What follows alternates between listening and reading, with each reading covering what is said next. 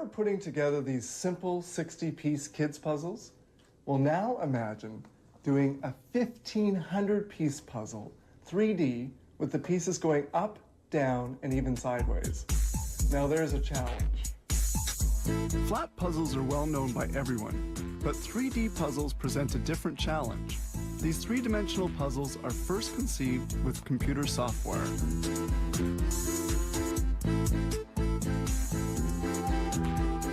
Good blades are needed to cut puzzle pieces. Here are the blades for the master die, which will cut out printed sheets of different models.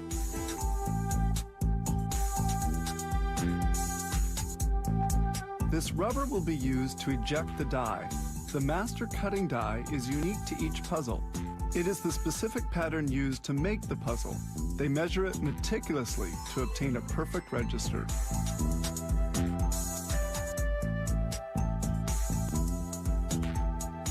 It's imperative that the die not move during the cutting, otherwise the pieces would be cut at the wrong points, so they very firmly secure it in place.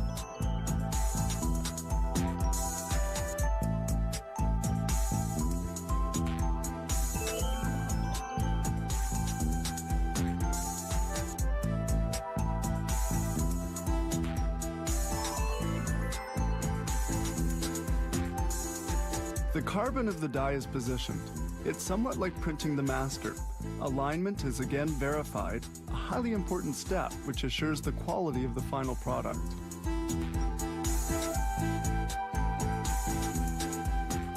Finally, they install this large metallic plate, which is the cutting base. It will be on this surface that the master die will strike.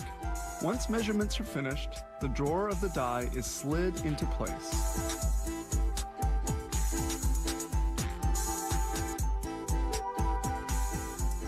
This press cuts the pattern seen on the puzzle. Here's how it works. The sheets, or printed cardboards, go into the drawer one by one, where they are cut according to the master model.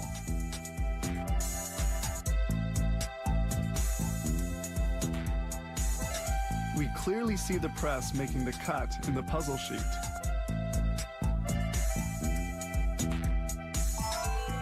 The cut sheets pile up on one another, and at this checkpoint, they verify the precision of the cut. They make sure that every piece is correctly shaped. Now they go to the foam support of the puzzle.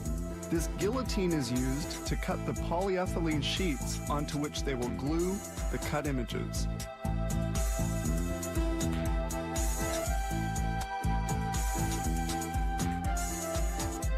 Foam sheets are inserted into this laminator, heated to 232 degrees centigrade. The sheet with the design on it is glued onto the foam with a thermosetting adhesive. Now they glue the printed sheet onto the foam sheet. Once the adhesion is finished, the puzzles are stacked on one another, and they proceed to the unbuckling operation. By pulling, they remove the surplus cuttings.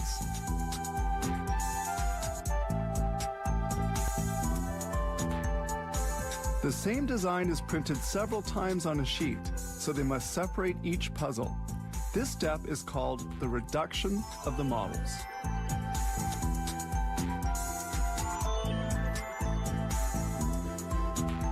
Now the pieces have to be separated.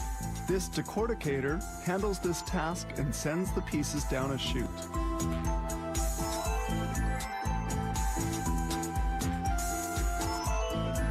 Packing cartons arrive already made up, and the puzzle pieces are placed in their boxes. No less than 15,000 puzzles are produced here each day. Since it began operations, the company has created more than 300 different puzzle models, from quite simple ones to much more complex designs. The largest of them contain a total of 3,146 pieces. And you need real patience for this one.